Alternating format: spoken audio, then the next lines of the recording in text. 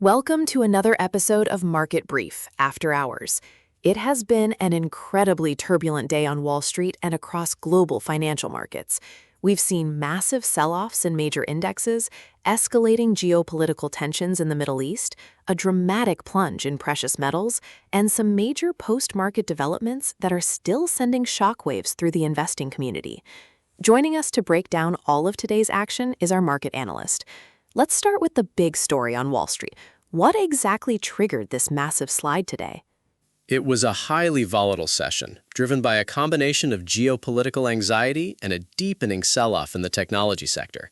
The major U.S. averages took a severe hit. The Dow Jones Industrial Average plummeted by 953 points, or 1.87%, to close at 49,919. The S&P 500 shed 1.62%, ending the day at 7,267.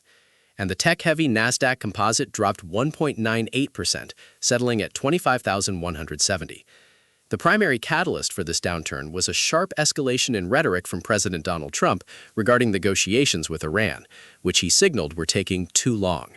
He warned that Iran would pay the price and promised that the U.S. would be attacking them very hard.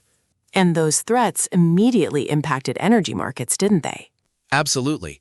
Oil prices jumped right after those statements. West Texas Intermediate crude futures settled up 2.07% at $90.03 a barrel, while Brent crude, the international benchmark, advanced 1.8% to finish at $93.10 a barrel. This all followed an incident where U.S. forces launched retaliatory strikes against Iranian military targets near the Strait of Hormuz, following the downing of a U.S. Army Apache helicopter earlier in the week. Interestingly, the president also mentioned that the U.S. military has been running clandestine operations to help protect commercial ships and oil transport in the region. But the real headline came after the closing bell. Right. We received some major breaking news just after the market closed. What happened? After the markets officially closed for the day, the U.S. military, acting directly under President Trump's instruction, began launching airstrikes on multiple targets inside Iran. This is a massive escalation, and while the regular trading session was already highly stressed, this post-market move is going to create a very tense environment for overnight futures and tomorrow's opening bell. Investors are suddenly forced to confront the reality of a much wider, active conflict in the Middle East, which could send oil prices significantly higher if the Strait of Hormuz experiences prolonged disruptions. That is an incredibly heavy geopolitical backdrop. At the same time, we saw a continuation of the painful sell-off in semiconductor and technology stocks.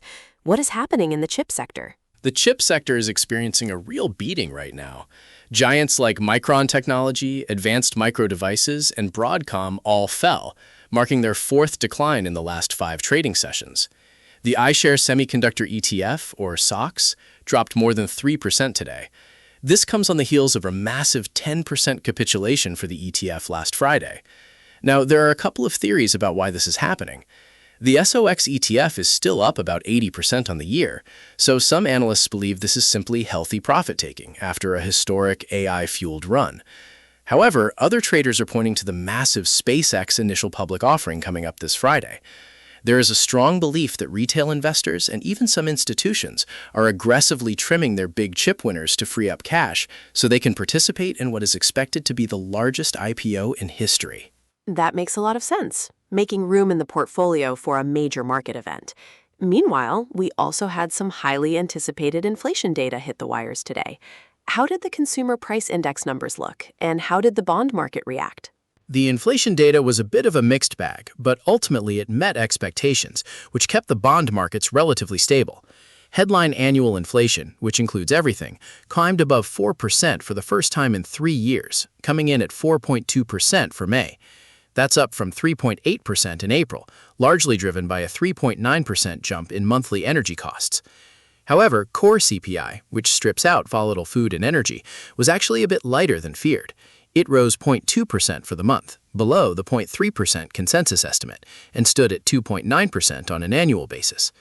Because core inflation didn't surprise to the upside, the 10-year Treasury yield held steady, rising just 2 basis points to 4.548%. The 2-year Treasury yield, which is highly sensitive to Federal Reserve policy, was virtually unchanged at 4.133%. We have a lot more to cover, including a deep dive into global markets, some dramatic moves in foreign exchange and precious metals, and today's biggest corporate gainers and losers. But first, let's take a quick break. Welcome back to Market Brief After Hours. Before the break, we focused on the U.S. markets, the breaking news of U.S. military strikes in Iran, and the latest inflation data. Let's look abroad now. How did international markets handle this intense geopolitical and economic environment? It was a sea of red across most of the globe. European stocks closed broadly lower as investors weighed the Middle East tensions and tech weakness ahead of the European Central Bank's policy announcement. The Pan-European STOXX 600 edged down by 0.08%. Looking at individual countries, Germany's DAX fell 0.97% and France's CAC 40 lost 0.51%. On the flip side, the UK's FTSE 100 managed a small gain of 0.27%, and Switzerland's SMI rose 0.8%. We also saw some interesting domestic data out of Europe. Italy's industrial production actually defied expectations, rising 0.5% month-on-month in April. Meanwhile, Greece saw its annual inflation rate edge down slightly to 5.2% in May, though its first quarter GDP growth slowed to just 0.2%. Denmark, on the other hand, saw its consumer inflation accelerate to 1.9% in May, its highest level in 5 months. And what about the Asia-Pacific region? It sounds like they had an even rougher session. They certainly did, particularly in the tech-heavy indexes. In South Korea, the Kospi index completely nosedived, plummeting 4.52%. This massive drop was fueled by the global rotation out of technology, with heavyweights like Samsung Electronics and SK Hynix losing between 6% and 8%. There are growing fears there that retail investors trading on margin could face devastating losses. In Japan, the Nikkei average slumped 1.89%, while the broader Topix index fell 1.25%. This was driven by hot producer price index data, which jumped 6.3% year-on-year, raising expectations for a Bank of Japan rate hike at their upcoming meeting. Over in China, the Shanghai Composite fell 0.42% after mixed inflation data showed producer prices jumping 3.9%, while total vehicle sales fell 2.1% in May. Hong Kong's Hang Seng Index also dropped 0.64%, marking its 6th consecutive losing session. Wow, those are some incredibly steep drops, especially in South Korea. Let's pivot to the currency markets. We have some detailed technical data on major currency pairs today. What are the key levels and moving averages telling us? The foreign exchange market is showing some very clear dominant trends right now. Let's start with the euro. The euro-USD pair consolidated near its recent lows, closing down slightly at 1.1535. Technically, the euro is in a very bearish position. It is trading well below its key moving averages, specifically the 50-day simple moving average at 1.1670, the 100-day at 1.1692, and the 200-day at 1.1678. If it breaks below today's low of 1.1533, we could easily see a slide toward 1.1500. And the British pound seems to be facing similar downward pressure. Exactly. The GBP-USD pair closed at 1.3368, down 0.08% after failing to hold on to intraday gains. It's trading below its 200-day moving average of 1.3419, with its 50-day and 100-day averages sitting even higher, near 1.3460 and 1.3475. This indicates that sellers are firmly in control.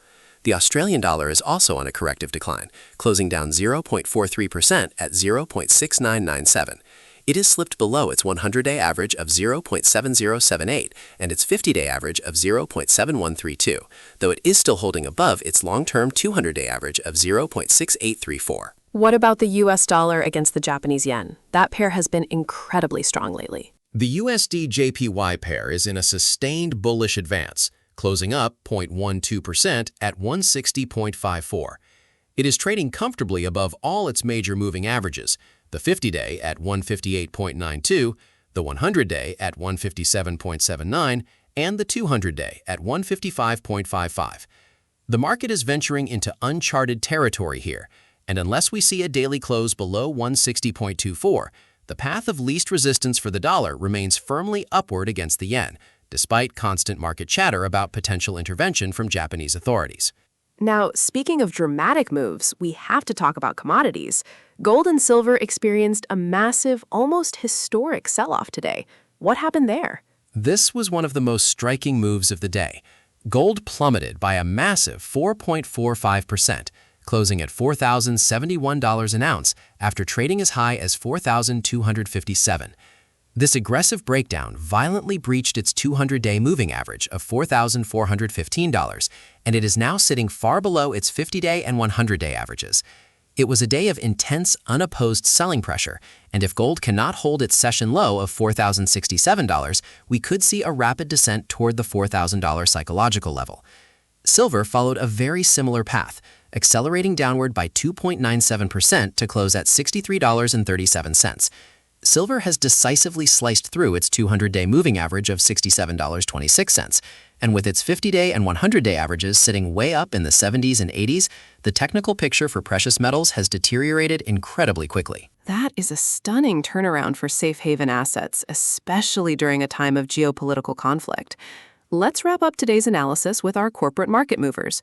Who were the biggest winners and losers on the day? We saw some massive double-digit percentage moves today. On the losing side, Supermicro Computer, trading under the ticker SMCI, was the worst performer in the S&P 500, crashing more than 27%.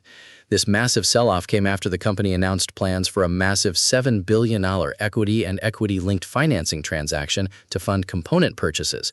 Investors clearly disliked the potential dilution. Another big loser was Dianthus Therapeutics, down over 9% after its peer Sanofi halted a late-stage trial for a similar autoimmune therapy due to efficacy concerns. Summit Therapeutics also dropped more than 8% after launching a $500 million public offering of common stock. And on the positive side of the ledger? We had some spectacular earnings-driven gainers. Cracker Barrel Old Country Store surged over 22% after raising its full-year revenue forecast to a range of $3.27 billion to $3.30 billion, which easily beat Wall Street's consensus of $3.25 billion. And Casey's General Stores led the gainers in the S&P 500, skyrocketing more than 20% after reporting stellar fourth-quarter revenue of $4.57 billion, well ahead of the $4.32 billion analysts were expecting. That is all for today's edition of Market Brief After Hours. If you find this useful, please follow Market Brief After Hours on your favorite podcast platform.